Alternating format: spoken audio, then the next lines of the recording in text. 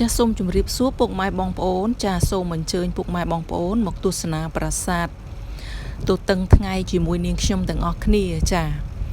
ប្រាសាទនេះគឺដើម្បីមកដល់ប្រាសាទបានគឺយើងឆ្ពោះមកកាន់ប្រាសាទបាគងចាសផ្លូវចូលគឺនៅខាងលិចប្រាសាទបាគងចាជិះមករៀងឆ្ងាយដែរបងប្អូនចាបងប្អូនអាចសួរផ្លូវតាមរយៈអ្នកភូមិចាគាត់នឹងប្រាប់បងប្អូនអាចមកកាន់ប្រាសាទទូតឹងថ្ងៃនេះបានប្រាសាទទូតឹងថ្ងៃនេះដែរគឺស្ថិតនៅភូមិគោកស្រុកឃុំរលួសស្រុកប្រាសាទបាគងខេត្តសៀមរាបចាហើយប្រាសាទទូតឹងថ្ងៃនេះគឺកសាងឡើងនៅសតវត្សទី10តែអ្នកស្រាវជ្រាវពុំបានដឹងថានៅក្នុងរាជព្រះរាជាមួយណាទេដោយសារតែប្រាសាទនេះពុំមានឃើញចានៅលើសិលាចារឹកណាមួយឬឯកសារណាមួយនោះទេប្រាសាទទូតឹងថ្ងៃនេះដែរគឺកសាងឡើងអំពីឥដ្ឋលាយជាមួយនឹងថ្មភក់ដើម្បីឧទ្ទិសដល់ព្រហ្មញ្ញសាសនាចាប្រាសាទទូតឹងថ្ងៃនេះដែរគឺឃើញមានក្លោងទ្វារដែលសេសសល់ជាថ្មភក់ច្រើនមែនទែនបងប្អូនចា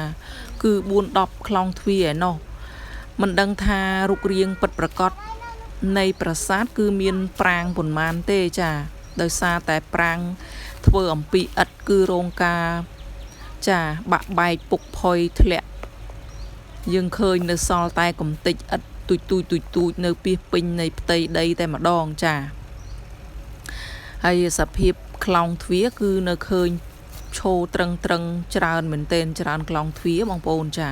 ហើយក៏យើងក៏ឃើញមានតម្រូលឹងចាចំនួន2ចាមួយគឺរាងធំមួយទៀតគឺទូចដែលនៅម្ដុំនឹងតួនៃប្រាសាទបងប្អូនចាពិតជាគួរឲ្យសោកស្ដាយមែនទែនដោយសារប្រាសាទរងការបាក់បែកអស់រលីងហើយ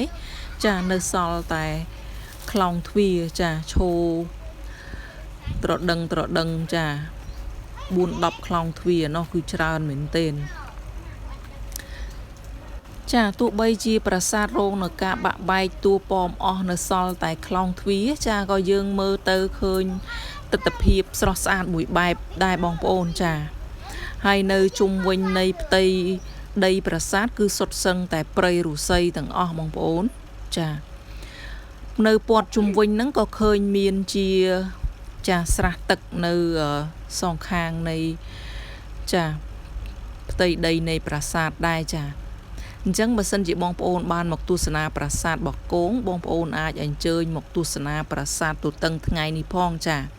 ហើយនៅម្ដុំប្រាសាទទូតឹងថ្ងៃហ្នឹងក៏មានប្រាសាទផ្សេងជាច្រើនទៀតដែរចាទោះបីជាប្រាសាទមានការបាក់បែកនៅសល់តែខ្លះចាបងប្អូនក៏គួរតែអញ្ជើញមកទស្សនាឲ្យបានដឹងថាទីនេះក៏មានស្នាដៃរបស់បុព្វបុរសខ្មែរយើងដែលបានបន្សល់ទុកដែរចាបងប្អូនពេលនេះវីដេអូនាងខ្ញុំក៏ឈានមកដល់ទីបញ្ចប់ដែរចាអរគុណបងប្អូនដែលចំណាយពេលវេលាដ៏មានតម្លៃទស្សនាវីដេអូមួយនេះចាសូមជូនពរដល់ពុកម៉ែបងប្អូនចាឲ្យជួបប្រទះតែសេចក្តីសុខសេចក្តីចម្រើនចាពេលនេះនាងខ្ញុំក៏សូមអរគុណចាសូមជម្រាបលាជួបគ្នានៅវីដេអូក្រោយ